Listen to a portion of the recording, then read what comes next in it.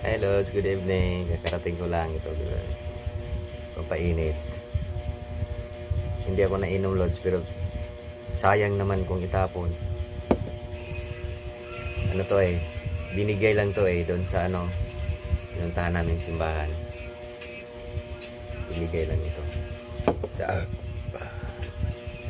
Sayang kasi itapon niya. Akala ko soft drinks ito.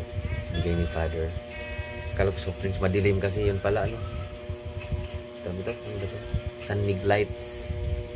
Sayang tapon eh. Hindi ako nainom loads ng ano alak. Yun.